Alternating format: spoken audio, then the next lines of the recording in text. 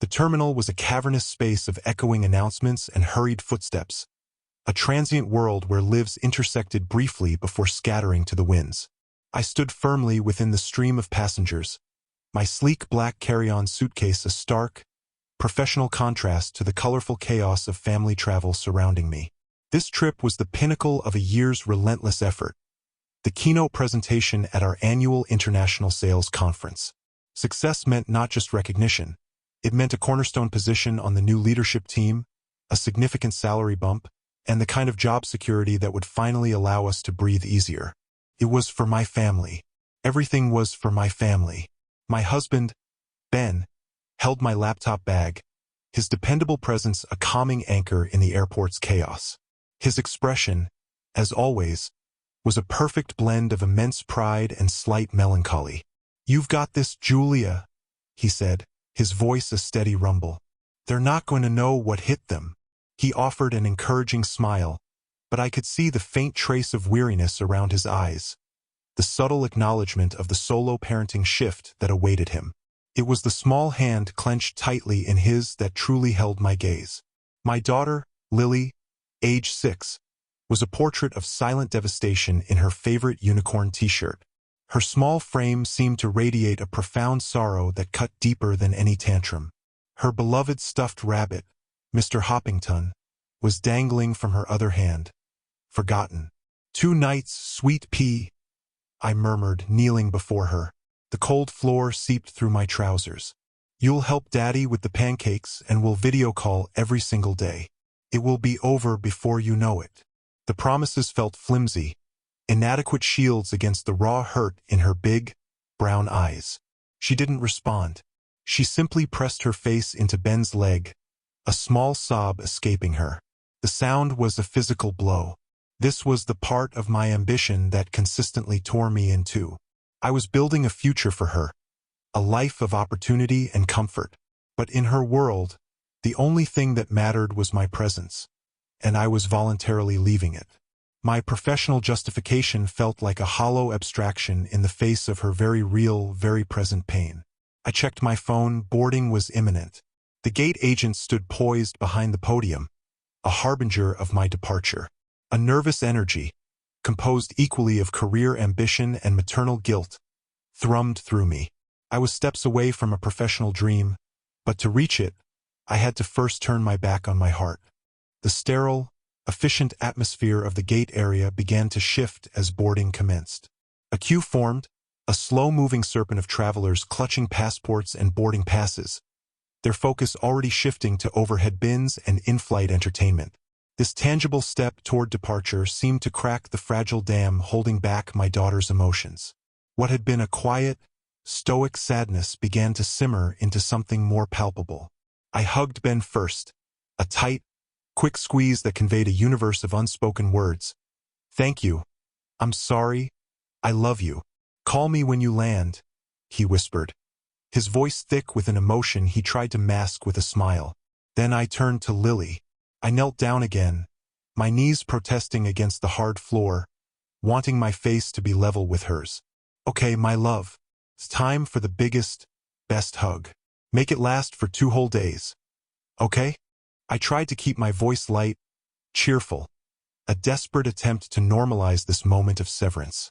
She didn't launch herself into my arms. Instead, she took a small, hesitant step back. Her chin began to quiver in that unmistakable prelude to a storm. Her eyes, already glassy, welled up, and a single fat tear escaped, tracing a clean path down her cheek through a smudge of chocolate from the cookie Ben had bribed her with earlier.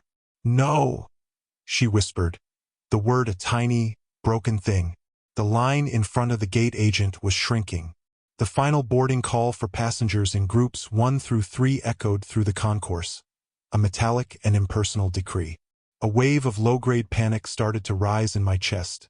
The fear of missing the flight, the fear of the judgmental stares from other passengers, the fear of professional failure.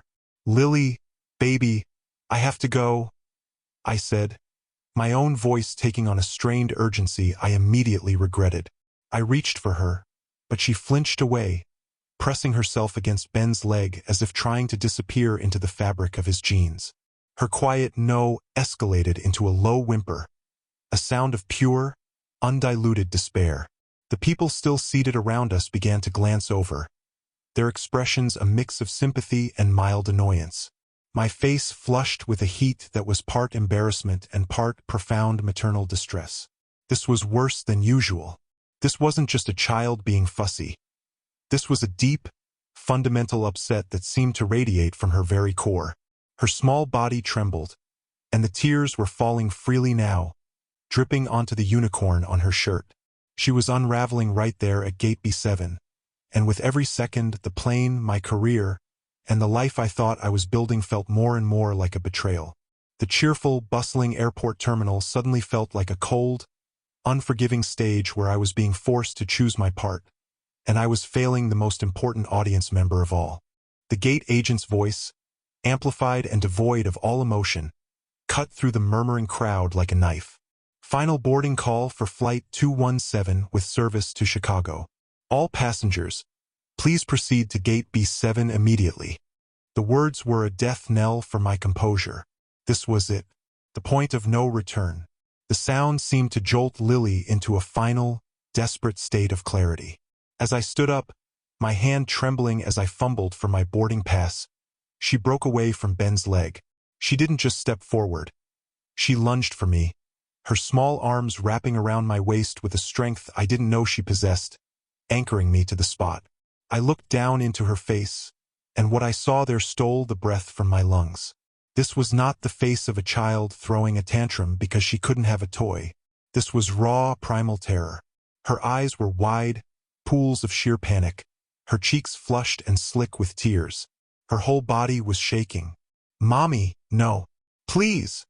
she cried, her voice rising above the airport noise, a piercing sound of pure anguish that turned the heads of everyone nearby. The mild annoyance from the other travelers melted away, replaced by a hushed, uncomfortable silence. They were witnessing something real, something devastating. I tried to gently pry her arms loose, my own heart hammering against my ribs. "Lily, sweetheart, I have to. I'll be back so soon, I promise." She tightened her grip, her small fingers clutching the fabric of my blouse. And then she said it. She looked directly up at me, her gaze locking onto mine with an intensity that felt ancient, a connection that went deeper than words. Her voice dropped from a scream to a whisper, but it was a whisper that echoed in the sudden quiet of the gate area, clear and horrifyingly precise. "Mom, please don't go." The words hung in the air, vibrating with a frequency that seemed to still the very world around us. It wasn't a request. It wasn't a whine. It was a plea, a desperate, soul-deep entreaty that came from a place far beyond her 6 years. In that moment, she wasn't my little girl. She was a conduit for a warning, her voice laced with a precognitive dread that iced my veins. Every instinct, every cell in my body that was wired to protect this child, screamed in response. The importance of the presentation, the promotion, the flight, it all dissolved into meaningless noise.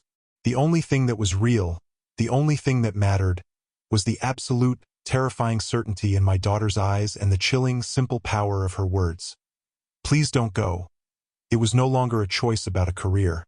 It was a choice about whether to heed a warning from the very heart of my world. Time didn't slow down. It shattered. The gate agent's impatient sigh, the rustle of boarding passes, the low hum of the jet bridge. It all faded into a distant, meaningless buzz. The only thing that existed in high, terrifying definition was my daughter's face, etched with a terror so profound it felt like a physical force holding me in place. My mind became a battlefield. On one side was a lifetime of conditioning, responsibility, professionalism, ambition. A voice, sharp and logical, screamed about the consequences. Asterisk, this is your career. You'll lose all credibility. They'll never trust you with anything important again. Get on the plane. Asterisk. On the other side was something older, deeper, and infinitely more powerful. It was a primal drumbeat, a biological imperative that drowned out the screams of logic. It was the raw, unmediated instinct of a mother whose child is radiating pure, undiluted fear. This wasn't a childish whim. It was a soul-deep panic, and to ignore it felt like the greatest betrayal imaginable. I looked from Lily's desperate, tear-streaked face to the impatient gate agent, whose hand was poised to close the door. The jet bridge represented a future of professional success, a path I had meticulously built for years. The small, trembling child clinging to me represented my present, my heart, my very reason for existing. The choice was absolute. There was no middle ground, no compromise. In that excruciating sliver of a second, I saw two futures branch out before me. One where I pried her arms from me, walked down that tunnel, and spent the entire flight sick with guilt, and one where I stayed. "Ma'am? This is it," the gate agent said, her voice firm, final. Something in me broke, or perhaps something clicked into place for the first time. I looked at the agent, my voice strangely calm despite the tempest inside. "I'm not going." The words were quiet, but they landed like a thunderclap. The agent's professionally neutral expression flickered with surprise, then a hint of irritation. Ben stared at me, his eyes wide with a confusion that mirrored my own shock. But I didn't look at them. I looked down at Lily. Her grip on my waist loosened slightly. The violent sobs hiccuped to a stop. She looked up at me, her breath catching, her enormous eyes searching mine, waiting for confirmation that she had been heard, that she had won. I sank to my knees again, pulling her into me, burying my face in her hair. "It's okay, baby," I whispered, my own voice cracking with a relief so immense it was dizzying. "Mommy's not going. I'm right here. I'm staying." The professional consequences, the missed opportunity, the confused stares from strangers. It all crashed over me, but it was muted, distant. The only thing that was real, the only thing that mattered, was the feel of my daughter's small body melting into mine, the tension draining from her tiny frame as she realized the threat was gone. I had chosen, and in that moment, holding my relieved child, I knew there was no other choice I could have lived with. The cost of boarding that plane would have been a piece of my soul. I had just chosen my heart over my ambition, and the world felt terrifyingly, uncertainly new. The gate agent's expression shifted from impatience to something colder, a mask of bureaucratic finality. "I'll have to release your seat," she stated, her tone making it clear she'd witnessed countless emotional dramas and this was merely another delay. She made a note on her clipboard, and with that single, dismissive gesture, the professional future I had worked for evaporated. The door to the jet bridge closed with a soft, definitive hiss, sealing my fate. A strange, heavy silence descended upon our little trio, insulated from the continued flow of the airport around us. Ben stood frozen, my laptop bag still dangling from his hand, his face a canvas of utter bewilderment. "Julia? What just happened?" he stammered, his eyes darting from the closed gate to me, kneeling on the floor. "Your job? The conference?" But his words were a faint echo in a distant room. My entire world had shrunk to the circle of my arms around my daughter. The moment my decision was made, a seismic shift had occurred. The frantic, panicked energy that had been consuming Lily simply dissolved. The violent tremors racking her small body subsided, replaced by the occasional residual hiccup of a spent cry. She went limp in my embrace, her full weight leaning into me, a sigh of ultimate relief shuddering through her. I held her tighter, rocking her gently, murmuring nonsense reassurances into her hair. "Shoo, it's okay. I'm here. Mommy's right here." The guilt I had expected to feel, the sharp sting of professional failure, was nowhere to be found. In its place was a profound, all-consuming sense of rightness. A deep, cellular certainty that I had averted a catastrophe, though what that catastrophe was, I couldn't have articulated. It was a feeling, an instinct so powerful it overrode every logical thought.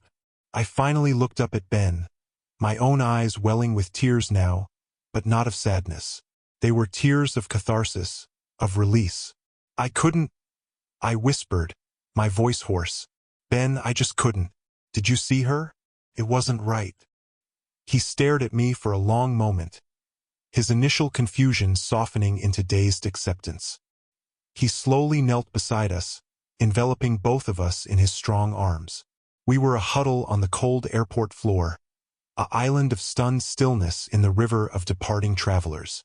The three of us sat there as the giant plane beyond the window began its slow, lumbering pushback from the gate. We watched it together. I had given up my seat on that aircraft, and in doing so, I had chosen this moment, this hug, this bewildered but united family, over everything else. The cost was immense and terrifying, but the relief in my daughter's quiet, steady breathing against my chest was, for now, the only currency that mattered. The initial, shell-shocked silence was broken by the roar of the Airbus's engines powering up on the tarmac. The sound was a physical vibration through the glass, a jarring reminder of the life I had just abandoned. We slowly, awkwardly, got to our feet, a tangle of limp limbs and emotional exhaustion. Lily, emotionally spent, rested her head on my shoulder, her thumb finding its way to her mouth, a habit she'd broken years ago. Ben silently took my carry-on, his face pale and etched with a confusion he was too kind to voice. We were turning to leave, to navigate the long, humiliating walk back through the terminal, when a subtle wrongness began to seep into the gate area. It started with the gate agent. She was still at her podium, but her relaxed posture was gone. She was leaning forward, one hand pressing her headset to her ear, her brow furrowed in intense concentration. She wasn't looking at her computer screen anymore. She was staring out the window, tracking the plane as it taxied toward the runway. A low chime echoed through the concourse, followed by an announcement not for boarding, but for an operations manager to report immediately to Gate B7. The specific, coded urgency in the dispatcher's voice was a spark to dry tinder. The few remaining passengers waiting for other flights at neighboring gates fell silent, sensing the shift. Then the plane stopped. It wasn't at a holding point or a runway. It was simply stopped on a taxiway, an immense, silent beast frozen in place. From this distance, we could see the faint glow of its interior lights, a row of tiny windows each holding a life I had narrowly escaped. There was no visible reason for it to halt. Ben gripped my arm, his fingers tight. "What's going on?" he murmured, his professional demeanor giving way to unease. I couldn't answer. My blood, which had just begun to warm, ran cold again. The agent was now speaking rapidly into her headset, her free hand gesturing in sharp, frustrated motions. Other uniformed personnel began to appear, their expressions grim, huddling together in a whispered conference. They were all looking out the window. They were all looking at my plane. The gentle hum of the terminal was replaced by a tense, waiting silence. The only sound was the frantic beating of my own heart, a drum solo of escalating dread. This wasn't a normal delay. This was something else. Something was terribly, terribly wrong. The relief I had felt moments ago curdled into a sickening premonition. My daughter's desperate plea echoed in my mind, now sounding less like a child's fear and more like a prophecy. I held her tighter, my arms becoming a cage, as if I could protect her from the terrifying, unknown thing that was unfolding just beyond the glass. The frozen tableau at the gate held for what felt like an eternity, every second stretching into a minute. The whispered conference among the airline staff grew more animated, their body language shifting from confusion to acute distress. One of them, a man in a sharper uniform, pulled out a cell phone, his face ashen as he listened, his eyes wide and fixed on the motionless plane. Then a single, sharp gasp cut through the tension. It came from a woman sitting a few gates down, her phone pressed to her ear. "Oh my God," she whispered, her voice carrying in the unnatural quiet. Then louder, "Oh my God." It was like a dam breaking. All around us, a ripple of movement went through the terminal as phones were pulled from pockets and purses. A chorus of gasps, muttered exclamations, and horrified whispers rose into a buzzing crescendo. Ben fumbled for his own phone, his hands shaking so violently he nearly dropped it. I didn't need to look. I was frozen, my eyes locked on the plane. I could feel the news coming, a tidal wave of horror about to crash down. I could see it on the faces of the strangers around me, their features transforming from curiosity to shock, then to sheer, unadulterated terror. Some brought hands to their mouths. Others began to cry. Ben's phone screen lit up. A news alert. His breath hitched, a ragged, awful sound. He stared at the screen, his face draining of all color until it was a sickly gray. He looked from the phone to the plane to me and then back to the phone, his mind refusing to process what he was seeing. "Julia," he choked out, his voice a broken thing. He couldn't form the words. He simply turned the screen toward me. The headline was a brutal, black and white slam of truth. Breaking. Flight 217 experiences catastrophic failure after takeoff. All contact lost. Asterisk asterisk. The words blurred. The world tilted on its axis. A high-pitched ringing started in my ears, drowning out the gasps and cries of the people around us. My legs gave way. If Ben hadn't been holding my arm, I would have collapsed to the floor. All contact lost. The phrase echoed in the void that was now my mind. The plane. My plane. The one I was supposed to be on. The one with the executive in 4B, the woman with the novel in 12A, the flight attendants who had just smiled at my daughter. They were gone, and I was still here. The weight of it was physical, a crushing pressure on my chest that made it impossible to breathe.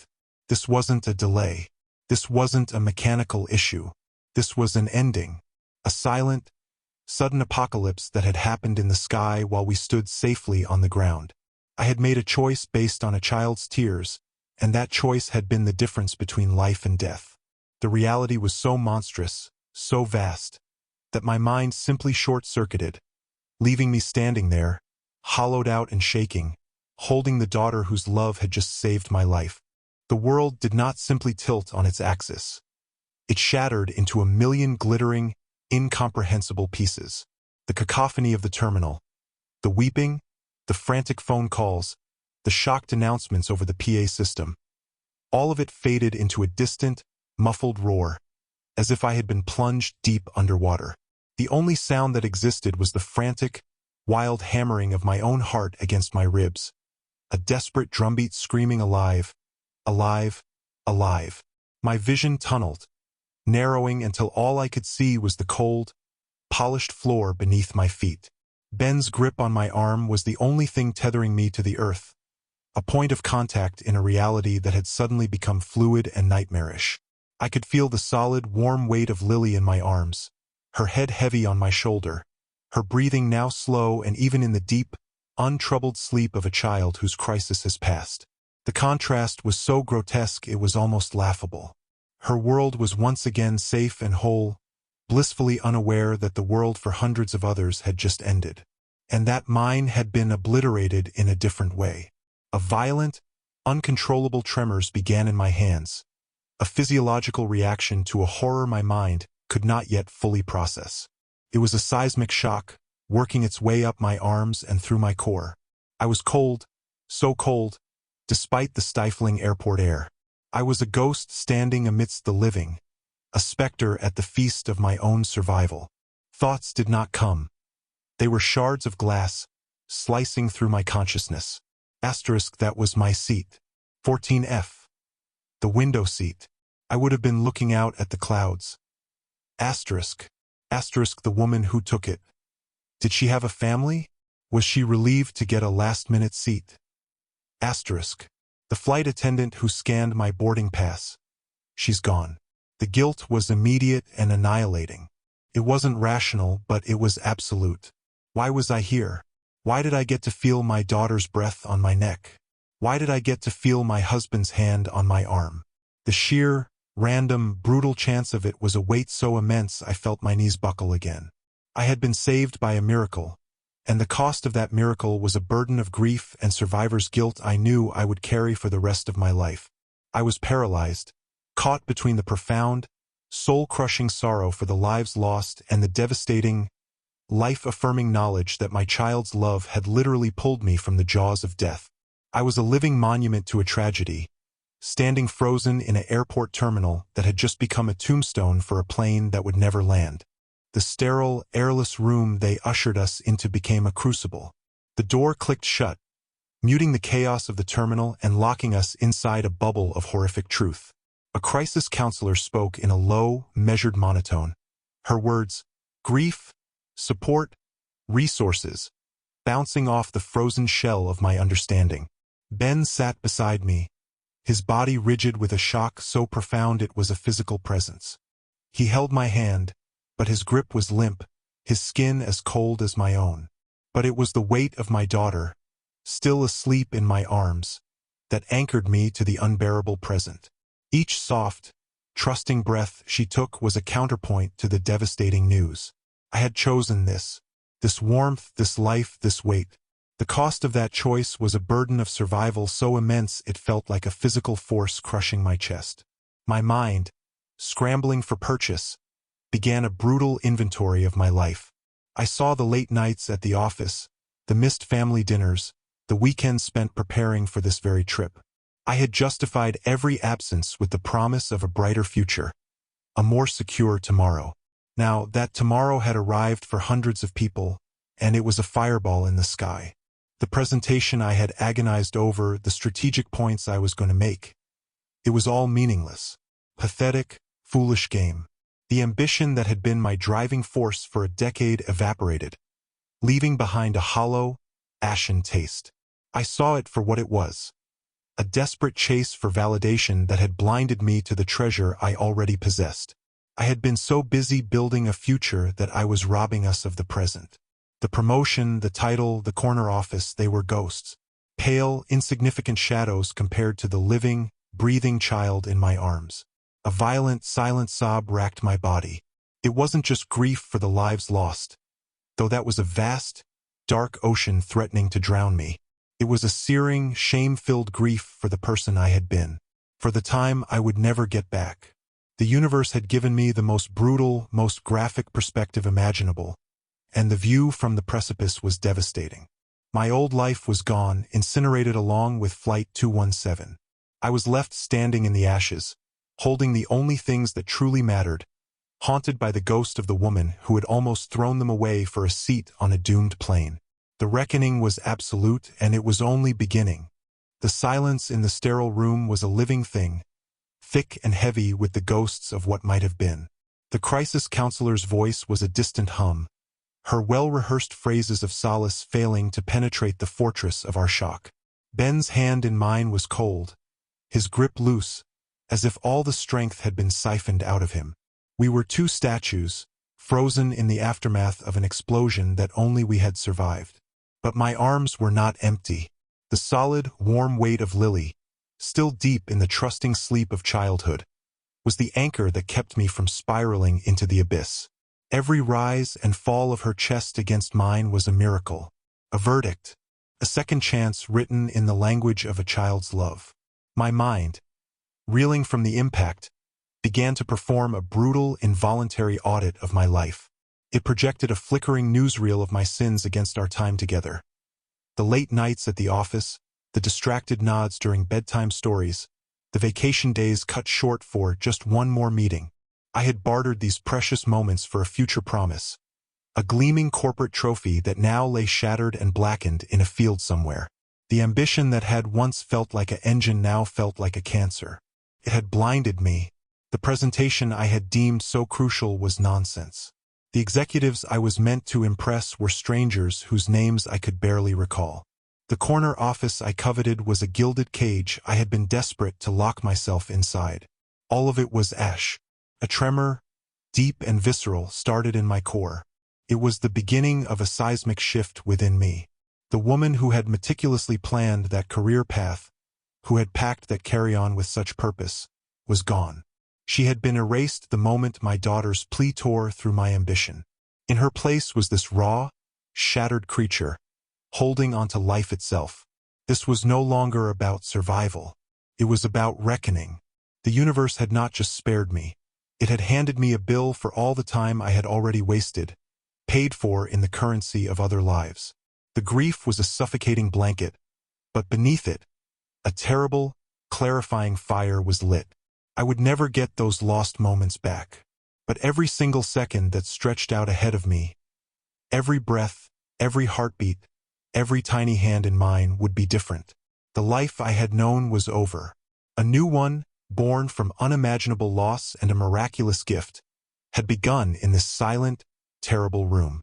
The cost of that new life was a debt I would feel forever, and its value was the only thing I would ever truly recognize again. The air in the quiet room grew thick, each breath a conscious effort. The crisis counselor's presence faded into the background, her words absorbed by the dense fog of our shock. Ben's hand in mine was a cold, loose weight. We were marooned, the last survivors on an island of unimaginable loss, the world beyond the door now a foreign and terrifying place. But my focus narrowed to the anchor in my arms. Lily, the steady rhythm of her sleep, the soft puff of her breath against my neck, the absolute trust in her limp weight. These were not just comforts. They were stark, devastating accusations. Each one highlighted a missed moment, a choice I had made for a future that no longer existed. I saw the ghost of myself rushing out the door during a school play rehearsal, my mind already on a conference call. I saw the empty chair at dinner, my portion of the meal growing cold on the table as I worked late. I had traded these irreplaceable treasures for a promotion, for a title on a business card that was now meaningless. A profound, seismic shame began to eclipse the shock. The ambition that had once felt like drive now felt like a sickness. The carefully crafted presentation, the strategic calculations, the powerful people I was meant to impress. It was all revealed as a hollow pantomime. A pathetic game I had been playing while the real prize, the true meaning of everything, was right here, sleeping in my arms.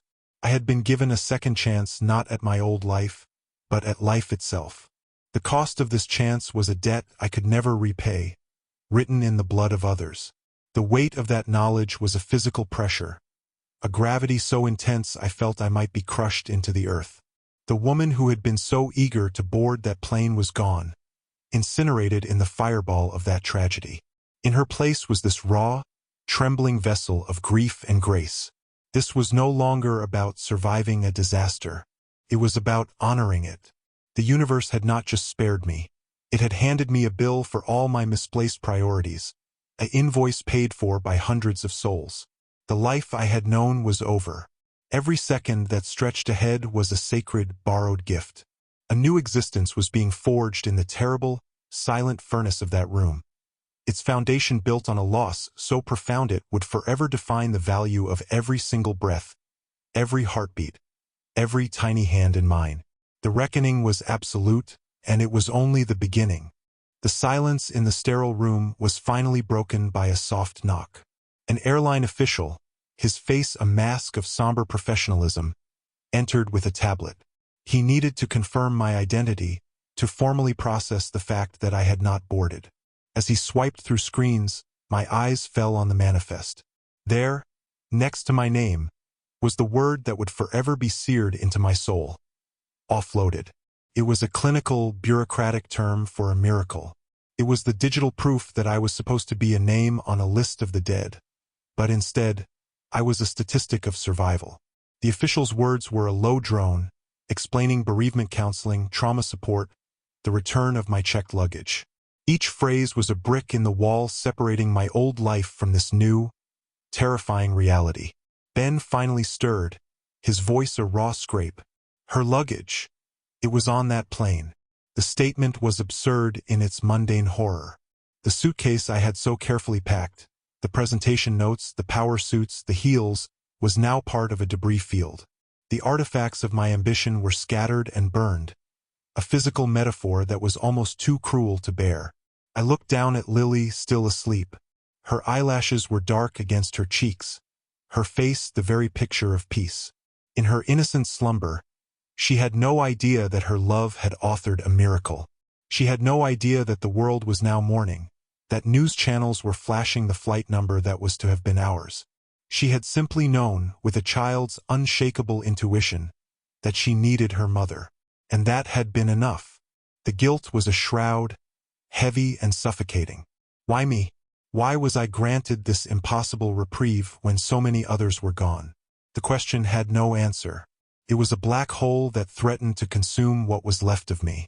But as I held my daughter, a new sensation began to pierce the numbness, a ferocious, blazing protectiveness. This child, with her premonition and her tears, had pulled me back from the brink. She had given me the rest of my life. The least I could do was live it. Not for the promotion, not for the career, but for her. For the simple, profound privilege of being present. The old Julia, the one obsessed with 5-year plans and quarterly reports, was gone. She had died on that runway with Flight 217. The woman left in her place was hollowed out, scarred, and burdened with a grief that would never fully leave. But she was also, for the first time, crystal clear on what mattered. The reckoning was over. The living was about to begin. The official left, and the door clicked shut, returning us to our silent, suffocating bubble. The word offloaded glowed behind my eyes, a brand of both salvation and unspeakable guilt. Ben finally broke, his shoulders slumping as a quiet, ragged sob escaped him. He buried his face in his hands, the full weight of our narrow escape crashing down. I reached for him, my free hand finding his back, and we sat there, a triptych of grief. My husband crumbling, my daughter sleeping, and me, trapped in the horrifying space between. The images came unbidden. The woman who had taken my seat. Had she been relieved to get it? Was she heading to a wedding? A funeral? A new job? I saw her fastening her seatbelt, stowing her bag, unaware that she was occupying a coffin. The flight attendants who had smiled at Lily, their professionalism a stark contrast to her distress, were gone. Their kindness extinguished. My mind became a prison, each thought a new cell of anguish. A soft vibration came from Ben's pocket. Then another, and another.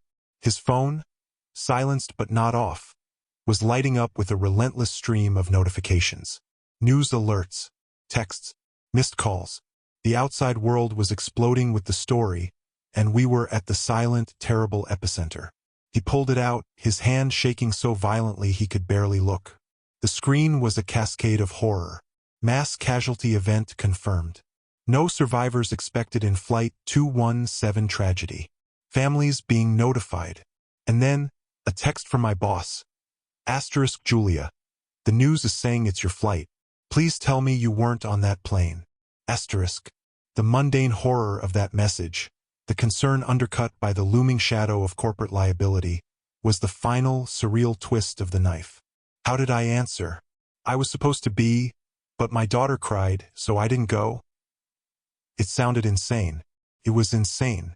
Our salvation was a story no one would ever believe without the corroboration of unimaginable tragedy. I looked at Lily's peaceful face, and the duality of it all threatened to tear me in two. The pure, innocent love that had saved me was the direct cause of the devastating guilt that was now poisoning me. Her every breath was a miracle that condemned me. I was a living monument to a paradox. The happiest and most devastated person on the planet. The world had ended, and I had been spared to witness the aftermath, forever haunted by the ghost of the life I was supposed to have lived, and the crushing weight of the one I'd been given instead. The numbing shock began to recede, leaving a raw, aching clarity in its wake. The airline staff, their faces etched with a shared trauma, helped us gather our things. The single carry-on that held the ghost of a business trip, a child's ladybug backpack, and a stuffed rabbit. We were ushered out a private exit, avoiding the media scrum that had already descended on the main terminal. The bright, ordinary sunlight outside was a shocking assault, the world bizarrely carrying on as if it hadn't just ended. The drive home was a silent movie. None of us spoke. Ben's knuckles were white on the steering wheel. Lily, now awake but quiet and withdrawn, stared out the window.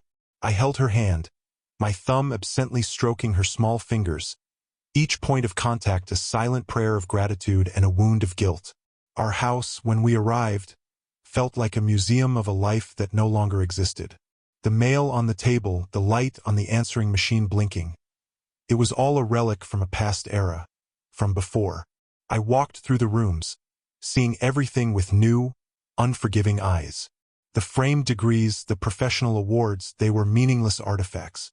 The most important thing I would ever do, the most profound impact I would ever have, had happened on a cold airport floor, and it had nothing to do with any of this. Later that night, after a silent dinner none of us could eat, After putting a somber Lily to bed, I stood in the dark of her doorway. I watched her sleep, her chest rising and falling in a steady, peaceful rhythm. The image of the plane, frozen on the taxiway, flashed behind my eyes. The two realities, this perfect, quiet safety, and that horrific loss, existed simultaneously in my soul, forever intertwined. I would never be the same. The scar of this day would be woven into the fabric of my being. The grief for those lost would be a permanent resident in my heart. The guilt would ebb and flow, a tide I would learn to live with. But as I watched my daughter sleep, I made a vow to that silence. The woman who left for the airport that morning was gone. The one who returned would be different, softer, slower, present. The pursuit of a brighter future was over. The only thing that mattered was the devastatingly beautiful, fragile present. I had been given the rarest of things, a definitive, terrible, and perfect reason to change. My legacy would not be a career. It would be this. It would be the depth of my presence in the life I had almost left behind. I closed the door softly, leaving a crack of light for her, and walked into the rest of my life. The silence in our home that night was a physical presence, thick and heavy with the unspoken. We moved through the rooms like ghosts, haunting the spaces of our former lives. The familiar creak of the floorboards, the hum of the refrigerator, the faint smell of lavender from Lily's room. All of it was the same, yet everything was irrevocably different. We were aliens in our own skin, strangers in our own house.